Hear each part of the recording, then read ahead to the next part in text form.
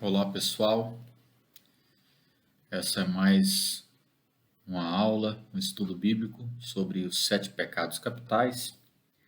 Eu gostaria de iniciar contando uma história.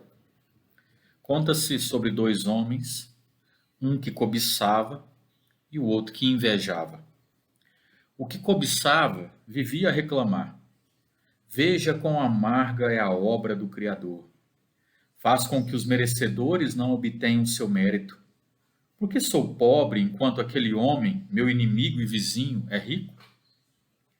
O que invejava, implorava: Eterno, não escutes suas palavras e não lhe permitas tornar-se um príncipe entre os seus.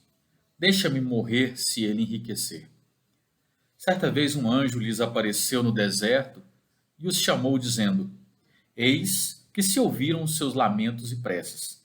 Venho realizar seus pedidos, e isto é o que lhes ofereço. Vocês poderão pedir o que seus corações desejarem, que lhes será imediatamente concedido. O dobro deste pedido, no entanto, será dado ao outro. Este é o nosso acordo e não será violado. Aquele que cobiçava, sonhando com um pedido duplo, disse: Você pede primeiro. O invejoso reagiu: Como posso pedir algo se ao final você emergirá mais forte ou rico do que eu? Os dois começaram a brigar até que o invejoso exclamou: Deus, faz a teu servo o reverso de tua bondade. Cega-me de um dos meus olhos e ao meu inimigo, portanto, dos dois. Anestesia uma das minhas mãos e duplica a medida para o meu inimigo. Assim foi feito, e os dois, cegos e inválidos, permaneceram pateticamente como exemplo de vexame e desgraça. Essa é uma história dentro do judaísmo muito interessante, né? Até quase que uma piada mesmo, né? Que apresenta e fala um pouco sobre a questão da inveja. A inveja é um assunto importante dentro e fora das escrituras. Por exemplo, o primeiro momento inicial da história humana, onde há um transbordar da inveja, pode ser visto, e assim o consideram o judaísmo, na história, no relato dramático de Caim e Abel. E é uma história que, para o judaísmo, é uma história de inveja. Então, a ideia deles, né, a interpretação deles é que Deus pergunta, quando Caim tem o semblante descaído, né, que Deus pergunta para Caim: por que caiu a tua face? Porque não aceitei a tua oferenda ou porque aceitei a de teu irmão? O judaísmo interpreta essa relação Caim e Abel e o porquê Caim matou Abel, fundamentado na ideia de inveja. O que é interessante é que no Novo Testamento, se você olhar para as Escrituras, foi exatamente a inveja que levou Jesus à cruz. Dizemos que Jesus morreu pelos nossos pecados, sim, isso é fato.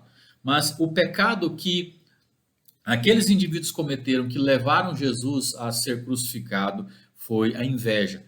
Tanto Mateus 27:18, quanto Marcos capítulo 15, verso 10, relatam o mesmo fundamento, que quando Pilatos, chegando para aqueles indivíduos, a multidão toda reunida, pedindo que ele fizesse aquilo que era costume, ou seja, soltasse algum preso, em função dos dias de Páscoa. Pilatos então pergunta: quem que vocês querem que eu solte? O rei dos judeus?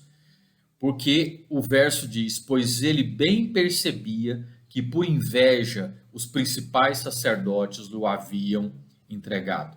Observe que Cristo vai para a cruz, Cristo é crucificado por causa da inveja daqueles indivíduos, da inveja dos sacerdotes, da inveja dos fariseus, da inveja daquele povo pela sua vida. Quando Agostinho, Santo Agostinho, vai tratar da inveja, ele pede a Deus que afaste esse defeito não só dos cristãos, mas também de todos os homens, porque esse, para Santo Agostinho, era um vício diabólico. Então, nós vamos falar um pouco sobre a inveja. Nós vamos falar e tentar fazer isso em duas partes para não ficarmos muito longos os nossos estudos e para que você aproveite mais. Então, essa primeira parte, nós vamos fazer algumas considerações iniciais sobre esse assunto. Esse é um trocadilho que você lê aí em latim, video sed non invidio. Vejo, mas não invejo. Ou seja, vejo, mas não invejo. Esse é um trocadilho que pode ser lido nos escritos de Santo Agostinho. A ideia é exatamente da inveja, não querer ver aquilo que o outro tem, conquistou, recebeu. Então, por isso, quando Santo Agostinho escreve, ele diz as seguintes palavras: não foi repreendido o demônio porque caiu em adultério, ou porque fez algum furto, ou porque roubou a fazenda do próximo, mas porque, tendo caído, teve inveja do homem que estava em pé. Os invejosos, à maneira de demônios, têm inveja dos seres humanos, não tanto porque pretendem alcançar a prosperidade deles, senão porque queriam que todos fossem miseráveis como eles. Olhai, pois, ó invejoso, que dado que o outro não tiver os bens que de tu tens inveja, tu tampouco os terias. E pois ele os tem sem teu dano, não há por que te pese por ele. E se porventura tens inveja da virtude alheia, olhai que nisso és inimigo de ti mesmo, porque de todas as boas obras de teu próximo, tu serias partícipe, se estivesseis na graça de Deus. E quanto mais ele aproveita e merece, tanto mais aproveitas tu a ti mesmo. Por onde, sem razão tens inveja da sua virtude, antes deverias alegrar-se com ela para o proveito dele e o seu, pois participas de seus bens. Observe só que Santo Agostinho, ele está exatamente fazendo essa relação, né, entre as próprias atitudes de Satanás e seus demônios, que querem, né, ou invejam a relação do ser humano com Deus, ou mesmo invejam a glória de Deus, e que muitas vezes nós também agimos da mesma maneira, né? Então é uma espécie de celulite emocional e espiritual. Essa inveja, ela controla muitas vezes atos, situações e vidas inteiras, que, como nós percebemos, foi exatamente a motivação que levou aqueles indivíduos a chamarem, né, a morte de Cristo, a desejarem a morte de Cristo. O Talmud, que é um comentário judaico dentro das Escrituras, diz que os seres humanos têm inveja de todos, exceto de seus filhos e discípulos. Ora, isso é fato. Muitas vezes só pais e mães não invejam. O resto da humanidade, todos invejam. O último dos 10 mandamentos, por exemplo, é extremamente abrangente, né? E é revelador do ser humano, porque talvez exatamente por isso foi colocado por último, né? O 10º mandamento diz: não cobiçarás a casa de teu próximo, nem a sua mulher, nem seu servo, nem seu boi, tudo que seja de teu próximo. Um rabino chamado Radvil, ele explicava que esse é o último dos mandamentos, porque aquele que tiver cumprido esse mandamento terá com certeza cumprido todos os demais. Então, etimologicamente, a palavra inveja vem do verbo latino videre, que indica ação de ver, e a partícula in. Então, invidere. Dessa forma, invidere é não querer ver. Por isso que São Tomás de Aquino, na sua Suma Teológica, descreve a inveja como a tristeza pelo bem alheio, considerada ao mesmo tempo como um mal próprio, porque diminui a própria glória ou excelência. Por isso que vai ser um dos 7 pecados capitais. Um rabino medieval do período da Idade Média, chamado Nachmanides, ele disse uma vez essas seguintes palavras. Você tem aí escrito aí agora para você ver nosso último slide. O Nachmanides disse o seguinte: Às vezes amamos nosso vizinho em algumas situações, e assim lhe fazemos o bem ou lhe prestamos favores. Às vezes até conseguimos amá-lo com grande intensidade, de forma que desejamos que ele tenha riquezas, prosperidades, honra, conhecimento e até mesmo sapiência. Porém, não desejamos que seja igual a nós, pois sempre esperaremos em nosso coração que tenhamos mais desses itens do que os nossos vizinhos. Essa é basicamente a fundamentação da inveja. Quando estudamos sobre inveja, quando a teologia, a psicologia fala sobre inveja, algumas considerações são interessantes. Por exemplo, já falaram sobre alguns graus da inveja. Como é que nós faríamos essa consideração? Por exemplo, o primeiro grau da inveja seria aqueles que desejam os bens temporais, ou seja, desejam a riqueza do outro, a honra do outro, a beleza física do outro. Então seria um primeiro grau. Um segundo grau da inveja é invejar as questões já intelectuais, os bens intelectuais, o conhecimento que a pessoa tem, conhecimento das ciências, as habilidades que essa pessoa tem, os dons artísticos que ela tem e outras excelências aí que tem a ver com a questão da mente, a questão do entendimento. Um segundo grau. Então, primeiro a inveja, o desejo pelas coisas temporais, físicas, passageiras, humanas, como riquezas e beleza, etc. Depois a questão intelectual, você deseja agora a habilidade, o conhecimento que o outro tem. Um terceiro grau de inveja seria invejar as virtudes da pessoa agora, os bens espirituais do próximo, a bondade do próximo. Ao mesmo tempo que eu invejo isso, eu me entristeço porque essas pessoas são melhores e mais honradas, ou porque elas são admiradas, louvadas como pessoas boas, santas, e etc. Então já é a invejar a vida espiritual, invejar o caráter do outro, invejar a, a, a honra do outro. Quarto lugar, e por último, o maior grau, é se entristecer de que o próximo seja virtuoso. E, além disso, ou seja, ficar triste porque ele tem virtude, por exemplo, ele é corajoso, ele é bondoso, ele é generoso, isso então me entristece. E, ao mesmo tempo, o quarto grau revela que eu desejo que ele não tenha essas virtudes. Então, esses seriam aí os graus da inveja que Luiz Lapuentes ele apresenta em um dos seus livros. Quando essa inveja então cresce, eu então me entristeço pela a virtuosidade do próximo.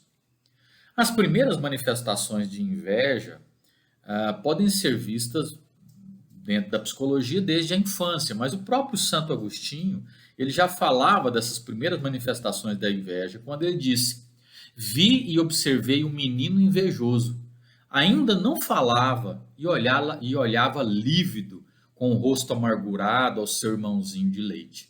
Ou seja, ele consegue ver, e ele escreve isso no seu livro das Confissões, uma criança ainda não conseguia nem falar, mas já olhava com a expressão facial, invejando o outro irmão, que talvez mamasse no peito da mãe e etc.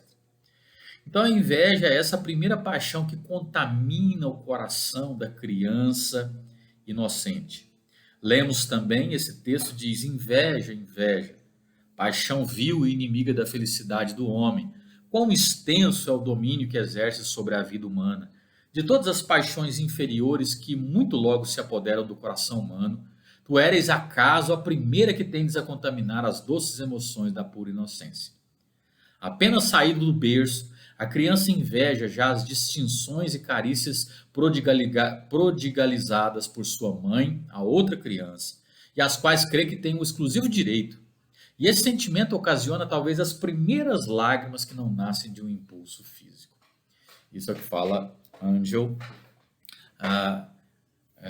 Villa-Lobos, nessa literatura antiga que já observa, assim, desde a tenra infância, a questão da inveja. O que desencadeia a inveja? Para muitos psicólogos, o mecanismo intelectual que nos move à inveja é a comparação. Então, falar de inveja é falar sobre a comparação, assim como no caso dos fariseus. Eles comparavam com Jesus. Quem eram eles como mestres, como sacerdotes e quem era Jesus? Por isso a Escritura fala que muitas vezes as multidões se admiravam dos seus ensinos e não se admiravam dos ensinos dos fariseus, dos saduceus e etc. E isso era exatamente uma comparação. Eu tenho Jesus e eu tenho os sacerdotes e eu tenho os fariseus. Então, nessa comparação, nesse processo de nos compararmos com outras pessoas, é o que nos move a inveja. Então, o homem tem a tendência a se comparar, e especialmente se nessa comparação ele sai favorecido e detesta que o comparem com os outros, sobretudo se no resultado você ficar num plano inferior, você for comparado para baixo. Então observe que os fariseus, então, eles eram muito comparados com Jesus e foi exatamente isso que levou eles a desejarem, ou por inveja, a levarem Jesus para a morte, porque eles eram comparados, eles queriam tirar Jesus da frente deles, da possibilidade de comparação, que ninguém pudesse ser comparado com eles e ser achado melhor que eles, mais digno, mais santo. Comparar implica estabelecer medida, definir parâmetros. Então, mede-se em oposição a alguma coisa que nós acreditamos ser melhor ou mais nobre. Para um será alguém que é mais inteligente ou mais capaz, para outro será alguém que tem uma aparência física melhor, ou alguém que tem mais dinheiro, mais bens materiais. Então, são coisas que levam à comparação. Ora, é interessante nós falarmos de algumas características que a gente pode ver na inveja ou no invejoso. E aí essas são coisas importantes. Então, algumas características. O primeiro mecanismo desencadeador da inveja é a comparação, como nós já dissemos. Segundo, a inveja normalmente ela se volta contra alguém que esteja próximo no tempo e no espaço. Ou seja, nenhum compositor dos nossos dias tem inveja de Mozart, porque eles não estão mais no tempo de Mozart. Então eles admiram Mozart, mas eles não têm inveja, porque a inveja precisa ser localizada dentro do tempo e dentro do espaço. A inveja se faz mais presente entre pessoas também da mesma idade. Então, a grande diferença de idade ela pode reduzir sensivelmente as probabilidades de inveja. Ou seja, você que é um adulto não vai invejar uma criança. Então, a inveja muitas vezes se localiza dentro da mesma faixa etária. Ainda falando sobre essas características, enquanto o desejo se dirige ao objeto, a inveja se dirige ao possuidor. Por isso, se parece tanto com o ódio. Na verdade, o ódio vai ser uma das filhas, segundo Tomás de Aquino, segundo Jerônimo, né? Jerônimo não. Gregório, segundo Gregório, é uma das filhas da inveja. Ainda como característica, podemos falar que ela se caracteriza por certo desejo em saber alguma desgraça que acometeu ao outro.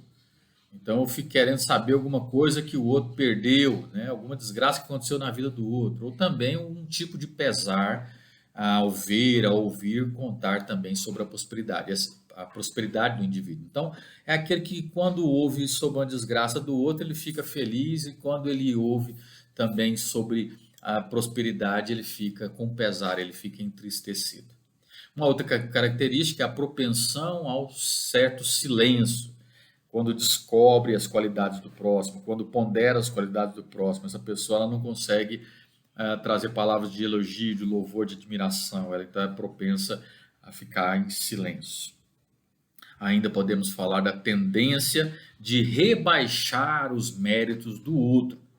Então, para poder mascarar a sua inveja, interpretando ela como um justo processo diante do imerecido prêmio recebido pelo seu oponente, ele então vai rebaixar os méritos do outro. De alguma maneira, essa é a tendência, né? Mascarando a sua inveja, ele tenta rebaixar aquilo que o outro tem.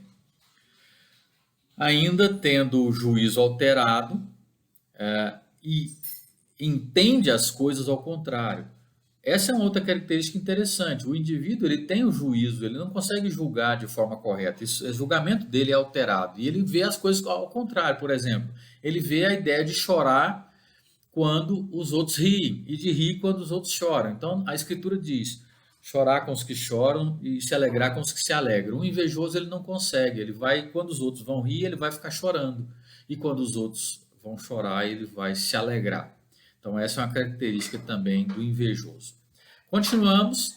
Sempre se apresenta reticente em louvar as qualidades do próximo. Ou seja, ele sempre está indisposto a fazer isso. Ele experimenta ódio também, odeia o invejado, porque ele não pode ser como ele, mas ele também odeia a si mesmo por ele ser quem ele é.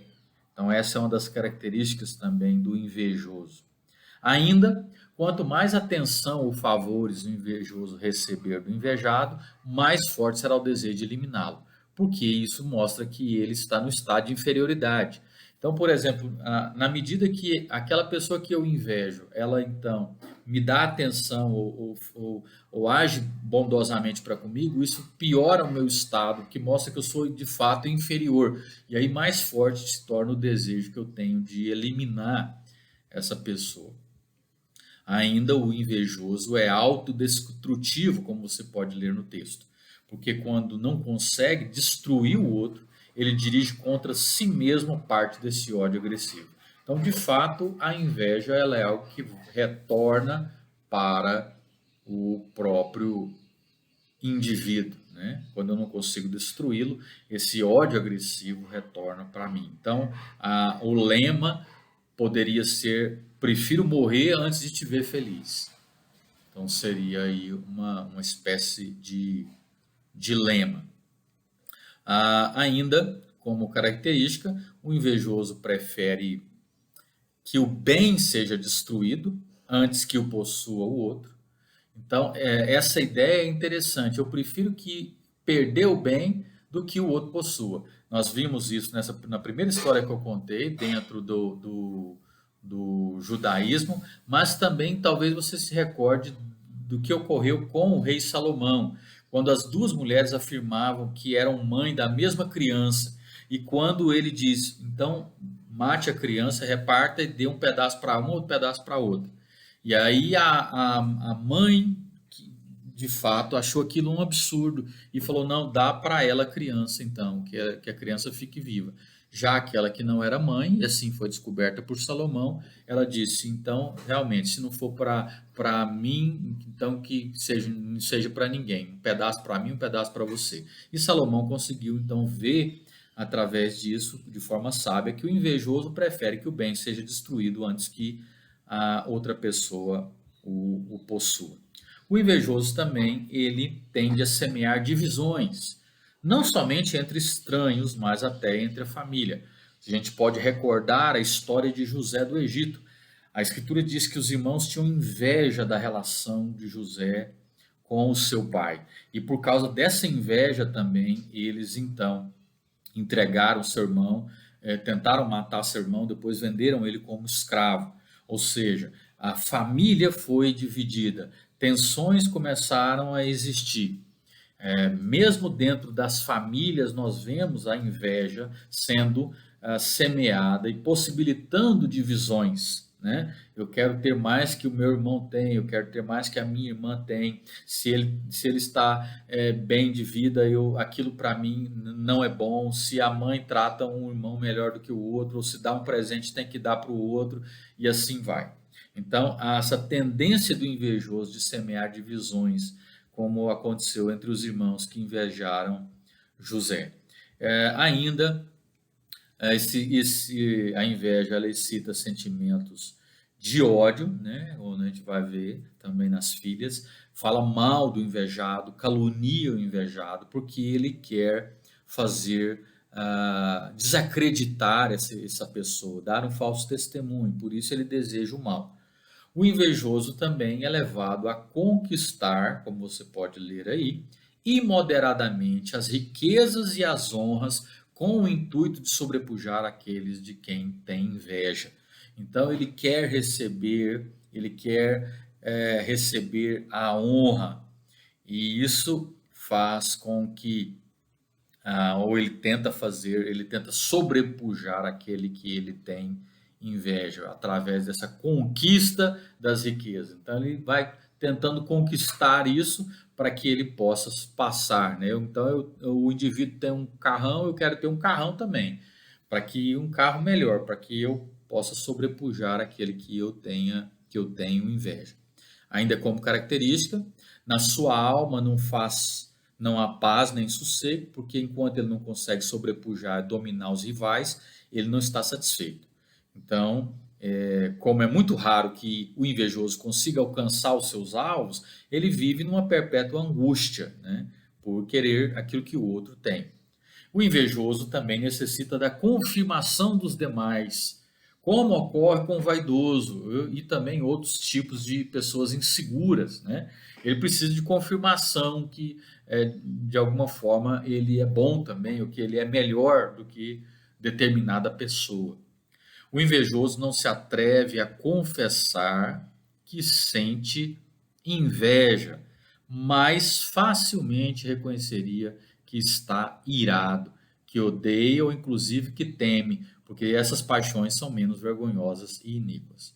Então ele não consegue dizer que ele tem inveja, ele pode falar que ele está com raiva, que ele está com ódio, que ele e etc., mas não que ele está com inveja, porque a inveja é um sentimento que ninguém quer confessar que tem. Então, por isso, ele está sempre condenado a fingir sempre, né? Ainda, como característica, costuma usar métodos vis para denegrir o invejado, né? Então, por exemplo, ele escreve carta ou dá um telefonema anônimo para o ambiente de trabalho ou para a família, para tentar denegrir a pessoa, né? De alguma maneira.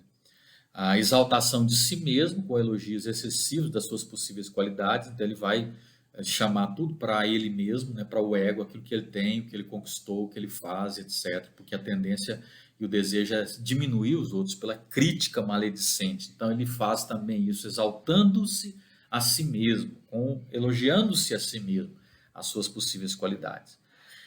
Uma outra característica é a arrogância com as pessoas pressupostamente inferiores a ele e dificuldade de aceitar as pessoas com dotes superiores.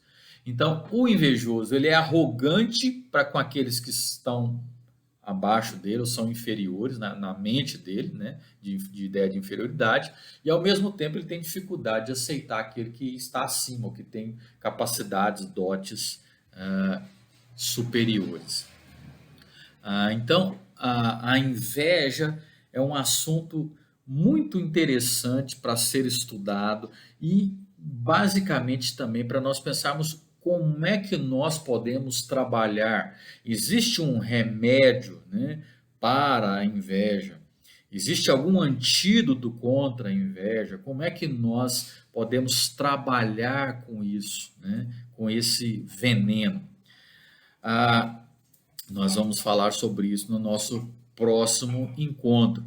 E também nós vamos falar no próximo encontro, porque nós já estamos atingindo os 30 minutos, vamos falar sobre as filhas da inveja. Quais são as filhas da inveja? A murmuração, a detração, o exultar ou se alegrar com as adversidades do próximo, a aflição com a prosperidade alheia e o ódio.